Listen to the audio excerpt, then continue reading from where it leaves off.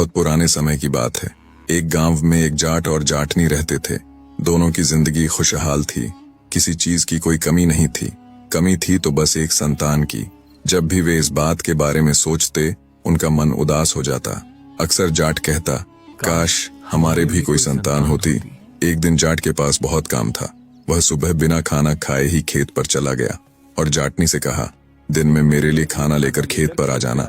जाट खेत पर पहुंचकर काम में लग गया। इधर जाटनी ने घर का काम निपटाया और थोड़ी देर के लिए लेट गई। नींद लग गई और वह भूल गई कि उसे खेत पर खाना लेकर जाना था। समय बीतता गया। जब दोपहर हो गई और जाटनी नहीं आई तो जाट को बहुत भूख लगी। उसने सोचा, लगता है वह खाना लाना भूल गई है। अब भूख बर्दाश्त के बाहर थी, इसलिए उसने बैलों को घर की ओर मोड़ दिया। रास्ते में चलते चलते उसे मटर का एक खेत दिखाई दिया। उसने सोचा, क्यों ना कुछ मटर की फलियां तोड़कर खा लूं, भूख थोड़ी शांत हो जाएगी। उसने बैलों को एक तरफ खड़ा किया और मटर तोड़कर खाने लगा। कुछ मटर खाने के बाद जब वह वापस लौटने लगा तो रास्ते में उसकी नजर एक कपड़े में लिपटी बच्ची पर पड़ी। वह ठिठक गया। उसने चारों ओर देखा कि शायद कोई खेत में काम कर रहा हो और यह बच्ची उसी की हो, लेकिन आसपास दूर दूर तक कोई नहीं था। दोपहर की उस तपती धूप में उसका मन नहीं माना कि वह उस बच्ची को यूं ही अकेला छोड़ दे। उसने काफी देर तक आसपास देखा, किसी को आवाज दी पर कोई न आया। तब उसने आसमान की ओर देखा और हाथ जोड़कर कहा, हे भगवान, मैं इस बच्ची को अपनी समझ कर ले जा रहा हूँ। अगर इसके माता पिता हों तो कृपया मुझे इसकी खबर दिला देना, अन्यथा मैं इसे अपनी संतान मानकर पाल लूंगा। इतना कहकर उसने बच्ची को उठाया और घर की ओर चल पड़ा। घर पहुंचकर उसने बच्ची को जाटनी की गोद में रख दिया। जाटनी ने पूछा, यह कौन है और कहां से लाए हो? जाट ने कहा, शायद यह भगवान का हमारे लिए आशीर्वाद है। मैं खेत में मटर खा रहा था, तभी मुझे यह मिली। मैंने बहुत खोजा पर कोई नहीं मिला, इसीलिए इसे अपने साथ ले आया। जाटनी बोली, तुमने बहुत अच्छा किया। इतनी नन्ही सी जान अगर वहां अकेली रह जाती तो कोई जानवर उसे नुकसान पहुंचा सकता था। पाप तो हमें ही लगता। इस तरह दोनों ने उस बच्ची को अपना लिया और उसका लालन पालन करने लगे। कुछ दिनों बाद जाट ने कहा, अब हमें इस बच्ची का क्या नाम रखना चाहिए? जाटनी ने कहा, यह हमें भगवान के आशीर्वाद से प्राप्त हुई है। हमारी आंखों का तारा है, इसलिए हम इसका नाम तारावती रखेंगे। जाट को यह नाम बहुत अच्छा लगा। उसने प्रसन्न होकर कहा, बहुत ही सुंदर नाम है। इसके बाद दोनों ने उस बच्ची की खूब देखभाल की। वे उसे अपने प्राणों से भी अधिक चाहते थे। समय धीरे धीरे बीतता गया और तारावती अब बड़ी होने लगी। उसकी हंसी, उसकी बातें घर में खुशियां भर देती, लेकिन किस्मत को शायद कुछ और ही मंजूर था। एक दिन जाट और जाटनी अपने खेतों में काम कर रहे थे। उन्होंने तारावती को घर पर अकेला छोड़ दिया था। दोपहर की तपती धूप में अचानक खेत के एक बड़े बिल में से एक नाग निकल कर आया। किसी को संभलने का मौका भी नहीं मिला। नाग ने पहले जाट को और फिर जाटनी को डस लिया। आसपास दूर दूर तक कोई नहीं था। दोनों बेचारे तड़प तड़प कर वहीं खेत में प्राण त्याग बैठे। जब यह खबर तारावती तक पहुंची तो उसका संसार उजड़ गया। उसने अपने माता पिता के शवों को गले लगाकर खूब रोई, पर अब क्या हो सकता था? होने को यही मंजूर था। अब उसका ध्यान पड़ोसियों ने रखना शुरू किया। पड़ोसी बहुत नेक दिल लोग थे। उन्होंने उसे अपनी बेटी की तरह पाला। धीरे धीरे समय बीता और जब तारावती जवान हुई तो उन्होंने उसकी शादी एक फौजी युवक से कर दी। वह फौजी भी अनाथ था, न माता न पिता। शादी के कुछ ही समय बाद फौजी को ड्यूटी पर जाना पड़ा। तारावती ससुराल में अकेली रह गई। कई महीने बीत गए और जब फौजी छुट्टी पर घर लौटा तो तारा ने उससे कहा, देखो जी, आप तो ड्यूटी पर चले जाते हो और महीनों तक नहीं आते। मेरा यहाँ मन नहीं लगता। क्यों ना मैं अपने मायके चल जाऊं? वहां मेरे पड़ोसी हैं जो मेरे अपने जैसे हैं। समय भी आसानी से कट जाएगा। आप भी वहीं मेरे साथ रह सकते हो। फौजी ने कुछ देर सोचा, फिर मुस्कुराकर बोला, ठीक है, जैसा तुम उचित समझो। तब तारावती ने अपना सारा सामान समेटा और अपने मायके लौट आई। धीरे धीरे यूं ही समय बीतता गया। एक दिन की बात है, तारावती अपनी सखियों के साथ कुएं पर पानी भरने गई। उस समय रहट से ही पानी निकाला जाता था। कुएं की एक ओर ऊंची दीवार बनी थी। उसी दीवार के पीछे एक चोर छिपा बैठा था। वह चुपचाप उन सबकी बातें सुन रहा था। सभी सहेलियां आपस में हंसी मजाक कर रही थीं, अपने घर परिवार की बातें कर रही थीं। कोई अपने पति का जिक्र करती, कोई अपने भाई का। पास ही तीज और राखी का त्योहार आने वाला था। उसी दौरान तारावती ने गहरी सांस लेते हुए कहा, काश मेरा भी कोई भाई होता तो मेरे लिए तीज लाता। मैं भी उसे राखी बांधती। चोर ये बात ध्यान से सुन रहा था। उसकी नजर तारावती के चेहरे पर थी, एक भोली, निर्मल और दुख से भरी युवती। कुछ देर बाद सबने अपने अपने घड़े भरे और घरों की ओर लौट गईं। चोर धीरे धीरे तारावती के पीछे पीछे चला ताकि उसके घर का पता जान सके। जब तारा अपने आंगन में दाखिल हुई तो चोर ने उसका घर पहचान लिया और चुपचाप लौट गया। कुछ दिनों बाद वही चोर फिर उस गांव में आया। इस बार उसके हाथों में चावल, चीनी, फल, मिठाई, चूड़ियां और एक सुंदर साड़ी थी। उसने गांव वालों से पूछा, भाई क्या यहाँ तारावती का घर यही कहीं है? गांव के लोगों ने सोचा कि शायद कोई उसका रिश्तेदार हो। वे बोले, हाँ, उधर सामने वो जो नीम के पेड़ के पास घर है वही तारावती का है। चोर वहां पहुंचा, दरवाजा खटखटाया। अंदर से तारावती ने दरवाजा खोला। सामने अजनबी को देखकर वह चौंक गई और बोली, आप कौन हैं और मेरे घर पर कैसे आए हैं? तभी चोर ने कहा, मैं तारावती का भाई हूँ और मुझे उससे मिलना है। तारावती ने आश्चर्य से उसकी ओर देखा और बोली, मैं ही हूँ तारावती, लेकिन मेरा तो कोई भाई नहीं है। चोर ने तुरंत जवाब दिया, नहीं बहन, मैं ही तेरा असली भाई हूँ। जब तू 3 महीने की थी और हमारे माता पिता खेतों में काम करने गए थे, तब एक जानवर तुझे उठा ले गया था। उस समय मैं केवल 6 साल का था। हमने तुझे बहुत ढूंढा पर तू कहीं नहीं मिली। आज माँ को पता चला है कि तू इस घर में रहती है, इसीलिए उन्होंने मुझे तुझे लेने के लिए भेजा है। देख, माँ ने तेरे लिए क्या क्या सामान भेजा है, चावल, चीनी, फल, चूड़ियां, साड़ी और मिठाई भी। माँ की तबीयत ठीक नहीं है, वो तुझसे मिलना चाहती है। तू 2 दिन माँ के पास रुक जा, फिर मैं तुझे खुद छोड़ जाऊंगा। आगे तेरी मर्जी। तारावती की आंखों में चमक आ गई। वह भावुक होकर बोली, ठीक है भाई, मैं चलती हूँ। उसने सामान देखा तो उसका हृदय खुशी से भर गया। वह फूली नहीं समाई। उसने पड़ोस में जाकर मिठाई और फल बांटे और गर्व से कहा, देखो मेरा भाई मेरे लिए क्या क्या लाया है। रात को तारावती ने उस चोर को अपना भाई समझकर खूब खातिरदारी की। उसे भोजन कराया, बिस्तर लगाया और स्नेह से कहा, भैया कल सुबह जल्दी चलेंगे। सुबह हुई तो तारावती तैयार होकर चोर के साथ चल पड़ी। उसके मन में अपनी माँ से मिलने की बड़ी उत्कंठा थी। घर का ताला लगाकर उसने अपनी पड़ोसन से कहा, भाभी मैं अपने भाई के साथ मायके जा रही हूँ माँ से मिलने। अगर मेरा पति आ जाए तो यह चाबी उन्हें दे देना। इतना कहकर वह अपने तथाकथित भाई के साथ चल दी।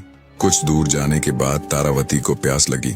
उसने कहा, भैया जरा पानी पिला दो। चोर बोला, थोड़ा आगे एक कुआं है, वहीं से पिला दूंगा। वह थोड़ी देर और चली, फिर बोली, भैया अब तो बहुत प्यास लगी है। चोर फिर बोला, थोड़ा और चलो बहन, आगे बड़ा मीठा पानी है।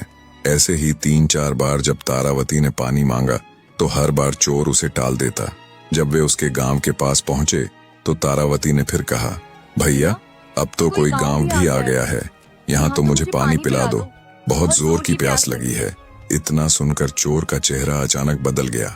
उसने गुस्से से कहा, बस कर, कब से भाई भाई की रट लगा रखी है? मैं तेरा कोई भाई वाई नहीं हूँ, समझी? तारावती का चेहरा पीला पड़ गया। उसे समझ आ गया कि बात में कोई गड़बड़ है। अब तो उसके मन में भय समा गया।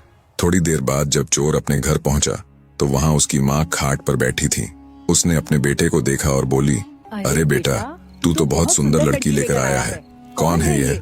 चोर ने मक्कारी भरी हंसी हंसते हुए कहा, देखो माँ, ये तुम्हारी बहू है। मैं तुम्हारे लिए कितनी सुंदर बहू लाया हूँ। तारावती ने हैरानी से उसकी ओर देखा और बोली, क्या तुमने तो मुझे अपनी बहन कहा था? चोर दुष्ट हंसी हंसते हुए बोला, हाँ, मैंने झूठ कहा था। जब तुम कुएं पर पानी भरने गई थी तभी मैंने तुम्हें देखा था। तुम मुझे बहुत पसंद आई, इसलिए मैं तुम्हें बहाने से यहाँ ले आया। इतना कहते ही 4 और चोर जो उसके भाई थे वहां आ गए। उनमें से एक का नाम कान्हा था। सबने तारावती को देखा तो उसकी सुंदरता देखकर एक दूसरे से कहने लगे, मैं इससे शादी करूंगा। नहीं, मैं करूंगा। चारों आपस में झगड़ने लगे। तभी उनकी माँ ने कहा, अरे इस लड़की के लिए आपस में मत लड़ो, तुम सब चोरी करते हो ना। अब की बार जब चोरी करने जाओगे, जो सबसे ज्यादा कीमती सामान लेकर आएगा, मैं उसी के साथ इसकी शादी करवा दूंगी। सब चोर खुशी से उछल पड़े। उनमें होड़ मच गई, मैं सबसे कीमती सामान लाऊंगा। नहीं, मैं लाऊंगा। वे सब चोरी करने निकल गए। अब तारावती घर में अकेली रह गई, केवल चोरों की माँ के साथ। उसने सोचा, ये तो सब चले गए हैं, अब मौका है कि किसी तरह यहाँ से निकलने की कोई जुगत लगाऊं। एक दिन चोरों की माँ ने मुस्कुराते हुए कहा, बिटिया तू तो बहुत सुंदर है, तेरे बाल कितने लंबे, काले और घने हैं, तू ऐसा क्या करती है? तारावती ने धीरे से मुस्कुरा कर कहा, कुछ नहीं अम्मा जी, मैं बस अपने शरीर और बालों का थोड़ा ध्यान रखती हूँ। आइए मैं आपके भी बाल बना दूं। अम्मा खुश होकर बोली, ठीक है बेटी, बना दो। तारावती ने उनके बाल खोले, उनमें कंघी करने लगी। चोरों की माँ को बहुत अच्छा लगने लगा। तभी तारावती बोली, अम्मा जी, आपके सिर में तो बहुत जुएं हैं और बाल भी बहुत मैले हैं, आप नहाती नहीं क्या? चलिए मैं आपको नहला देती हूँ। चोरों की माँ हंसकर बोली, चलो बेटी, आज तुम ही नहला दो। तारावती ने तुरंत चूल्हे में आग जलाई। एक बड़े भगोने में पानी भरकर उसे गर्म होने के लिए रख दिया। जब पानी खूब उबलने लगा तो उसने धीरे से कहा, अम्मा जी, आपके नहाने के साफ कपड़े कहाँ रखे हैं? चोरों की माँ ने बताया, अंदर संदूक में रखे हैं, ये लो मेरी चाबी। यह कहते हुए उसने अपनी कमर में बंधी चाबी खोलकर तारावती को दे दी। तारावती अंदर गई और जब संदूक का ताला खोला तो देखकर दंग रह गई। अंदर सोने चांदी के गहनों और रुपयों का ढेर लगा था। वह पल भर को अवाक रह गई, पर अपने भावों को छिपा लिया। उसने चुपचाप चोरों की माँ के नहाने के कपड़े निकाले और उन्हें लेकर बाहर आई। फिर उसने चारपाई की ओट में बुढ़िया को नहलाना शुरू किया। पहले उसने थोड़ा हल्का गुनगुना पानी उसके शरीर पर डाला। चोरों की माँ को अच्छा लगा और वह मुस्कुराई, अरे बेटी, कितना बढ़िया पानी है, तन को राहत मिल रही है। लेकिन अगले ही क्षण तारावती ने भगोने का पूरा उबलता हुआ पानी बुढ़िया पर उड़ेल दिया। एक भयानक चीख निकली, आओ! बुढ़िया तड़पने लगी, दर्द से कराह उठी और कुछ ही क्षणों में वहीं दम तोड़ दिया। तारावती ने शांत मन से उसे साफ कपड़े पहनाए, चारपाई पर लिटाया और ऊपर से चादर ओढ़ा दी। देखने में ऐसा लग रहा था मानो वह गहरी नींद में सो रही हो। घर में एक बिल्ली भी थी। तारावती ने उस बिल्ली को आटा पीसने वाली चक्की से बांध दिया। बिल्ली इधर उधर भागने लगी तो चक्की उसके साथ घूमने लगी। अब तारावती ने जल्दी से सारा कीमती सामान, सोना, चांदी, गहने, सिक्के सब इकट्ठा किया और उन्हें चोरों की बैलगाड़ी में रख लिया। फिर वह अपने गांव की ओर चल पड़ी। जब वह अपने गांव पहुंची तो लोग हैरान रह गए। सब कहने लगे, देखो, तारा की माँ ने तो उसे बहुत सारा धन और जेवर दिए हैं, पर तारावती ने किसी को कुछ नहीं बताया, बस मुस्कुराई और भीतर चली गई। उधर जब चोर चोरी करके वापस अपने घर पहुंचे तो उन्होंने देखा कि दरवाजा तो बंद है, लेकिन अंदर से आटा पीसने की आवाज आ रही है। एक बोला, लगता है तारावती हमारे लिए खाना बना रही है, आटा पीस रही होगी। जब उन्होंने झांक कर देखा तो चारपाई पर उनकी माँ लेटी हुई थी। सबको लगा माँ सो रही है। कुछ देर बाद उन्होंने आवाज लगाई, माँ, माँ उठो, देखो हम आ गए। लेकिन जब बहुत पुकारने पर भी कोई जवाब न मिला तो वे कमरे का दरवाजा तोड़कर अंदर गए। अंदर का दृश्य देख उनके पैरों तले जमीन खिसक गई। चक्की से बिल्ली बंधी थी और माँ निर्जीव पड़ी थी। उन्होंने तुरंत संदूक खोला, पर वह खाली था। सारा धन, गहने, रुपए सब गायब थे। सब चोर माथा पीटने लगे, अरे, हमारे ही घर में चोरी हो गई। उनका गुस्सा 7वें आसमान पर था। बोले, एक तो माँ मर गई और ऊपर से सारा धन भी गया। अब हम उस तारावती को सबक सिखाएंगे और अपना सब कुछ वापस लाएंगे। उन्होंने माँ का दाह संस्कार किया और फिर तारावती को ढूंढने निकल पड़े। रात गहराने लगी थी जब वे तारावती के गांव पहुंचे। तारावती को पहले से अंदेशा था कि वे लौटेंगे। उसने पहले ही अपने घर का दरवाजा आगे से हटवाकर पीछे की ओर लगवा दिया था और जहां पहले दरवाजा था वहां दीवार बनवा दी थी। चोरों में से एक बोला, यही घर है, लेकिन दरवाजा कहाँ गया? पहले तो इसी तरफ था। दूसरे ने कहा, सही कहा, मगर अब दिख नहीं रहा है। वे सब दीवार के पास जाकर आपस में फुसफुसाने लगे। अंदर तारावती जाग गई। उसने उनकी धीमी आवाजें सुन ली। वह तुरंत समझ गई, ये वही चोर हैं, आ गए। उसने एक तेज धार वाली दराती उठाई और दीवार के पास जाकर खड़ी हो गई। बाहर चोर दीवार में छेद करने लगे। धीरे धीरे उन्होंने इतना बड़ा छेद कर लिया कि कोई अंदर झांक सके। एक चोर ने अपना चेहरा छेद में झुकाया ही था कि अगले ही पल तारावती ने पूरी ताकत से दराती चलाकर उसकी नाक काट दी। चोर चीख उठा, आ आ! उसकी नाक कटकर जमीन पर जा गिरी। वह दर्द से तड़पता हुआ पीछे हट गया। बाकी चोर यह दृश्य देखकर घबरा गए और वहां से भाग खड़े हुए। उन्होंने गांव के वैद्य से अपने भाई की मरहम पट्टी कराई, लेकिन अब उनके मन में प्रतिशोध की आग जलने लगी। वे बोले, अब इस तारा ने हमारी बेइज्जती की है, उसकी सजा उसे मिलेगी। हम उसकी नाक काटने का बदला लेकर रहेंगे। अब की बार उन्होंने तारा के घर का असली दरवाजा ढूंढ लिया।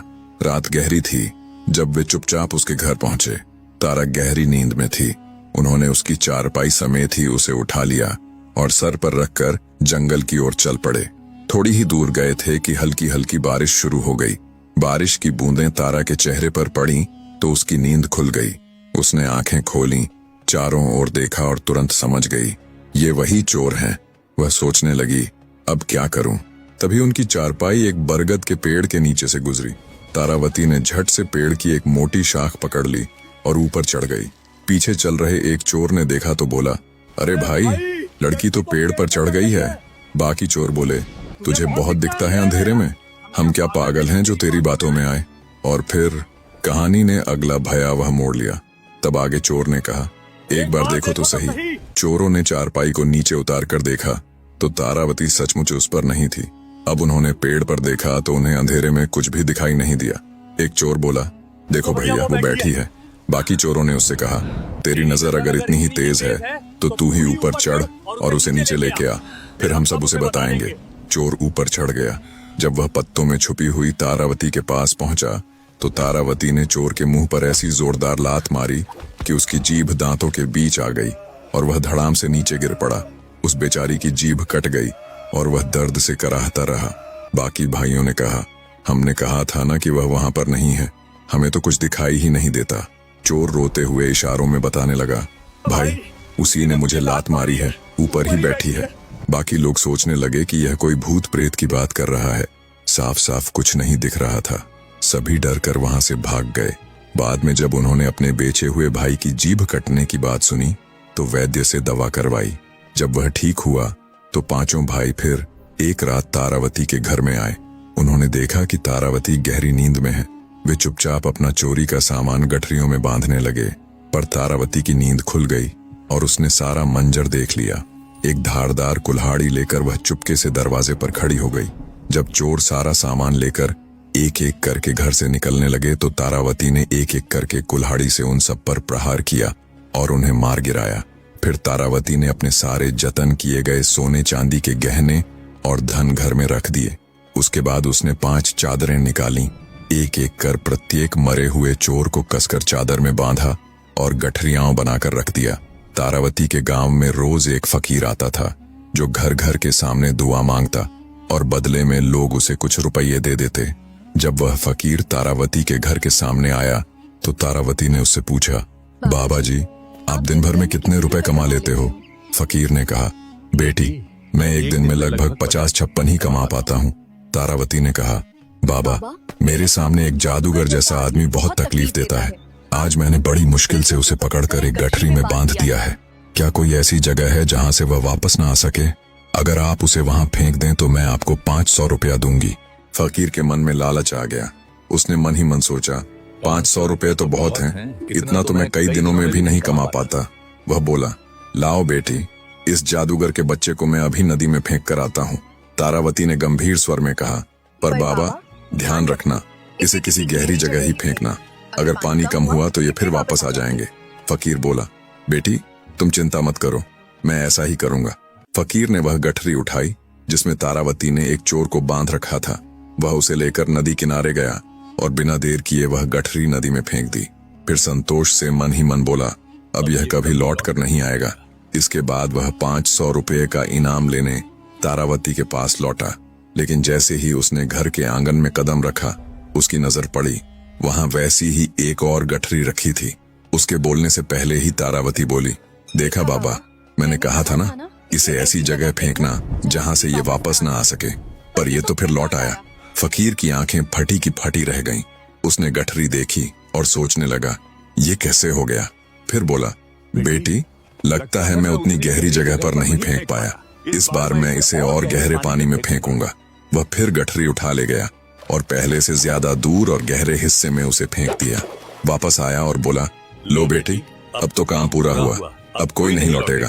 पर तारावती ने तीसरी गठरी लाकर रख दी और मुस्कुराकर बोली, देखा बाबा, ये तो फिर वापस आ गया। लगता है आप इसे गहरी जगह पर नहीं फेंकते हैं। फकीर को अब गुस्सा आ गया। बोला, अब की बार मैं इसे ऐसी जगह फेंकूंगा जहां से खुद यमराज भी इसे न निकाल सके। वह फिर गठरी उठाकर नदी किनारे पहुंचा और पूरी ताकत से उसे बहुत गहरे पानी में फेंक दिया। इस तरह वह 4 बार गठरियां फेंक चुका था। हर बार लौट कर देखता, एक वैसी ही गठरी तारावती के पास रखी होती। अब 5वीं बार जब वह एक गठरी उठाकर नदी की ओर गया, तभी संयोग से एक पंडित स्नान कर चुका था और राम राम करता हुआ घर लौट रहा था। फकीर ने उसे देखा और समझ बैठा कि यही वह जादूगर है जो बार बार लौट आता है। वह चिल्लाया, अब की बार नहीं बच पाएगा, और पंडित को पीछे से पकड़ा और सीधा नदी में धकेल दिया। थोड़ी देर बाद फकीर हांफता हुआ तारावती के पास लौटा और बोला, बेटी, अब वो जादूगर कभी वापस नहीं आएगा। तारावती ने कहा, हाँ बाबा, लगता है इस बार आपने उसे सचमुच गहरी जगह में फेंका है, अब वह नहीं लौटेगा। फकीर ने गर्व से कहा, बेटी, मैंने उसे बहुत गहरे पानी में फेंका था, पर जानते हो, वो डूबने के बाद भी मेरे आगे आगे राम राम करता चल पड़ा। तब मैंने सोचा, अब इसे नहीं छोड़ूंगा। मैं तुरंत पीछे भागा और उसे फिर पकड़कर दूसरी बार नदी में फेंक दिया। अब की बार तो निश्चित ही वो नहीं लौटेगा। तारावती मुस्कुराई। उसने कहा, बाबा, आपने बहुत बड़ा उपकार किया है। ये लो, 500 नहीं, पूरे 1000 रुपए। फकीर खुशी से फूला नहीं समाया। उसने आशीर्वाद दिया और वहां से चला गया। कुछ दिनों बाद जब तारावती का पति फौज से छुट्टी लेकर घर लौटा तो तारावती ने पूरी कहानी उसे सुनाई, कैसे उसने अपनी सूझबूझ और साहस से उन 5 चोरों को खत्म किया। उसका पति उसकी बहादुरी सुनकर गर्व से भर गया। बोला, तूने अकेले वह कर दिखाया जो 5 सिपाही भी नहीं कर पाते। मैं तेरे इस साहस की कहानी फौज में सबको सुनाऊंगा। तारावती मुस्कुराई। उसकी आंखों में अब शांति थी और इस तरह वह बहादुर स्त्री जिसने अपनी बुद्धि, धैर्य और हिम्मत से पापियों का अंत किया, सदा के लिए लोगों की जुबान पर अमर हो गई। इस कहानी से हमें यह सीख मिलती है कि बुद्धि, साहस और धैर्य से बड़ी मुसीबत पर भी जीत हासिल की जा सकती है। तारावती जैसी निडर और समझदार स्त्री ने यह साबित किया कि विपत्ति के समय डरना नहीं चाहिए, बल्कि अपने दिमाग और हिम्मत का इस्तेमाल करना चाहिए। उसने अकेले अपने साहस से 5 निर्दयी चोरों का अंत किया और यह दिखाया कि सच्ची वीरता तलवार से नहीं, स्मार्ट सोच और हिम्मत से होती है। अगर आपको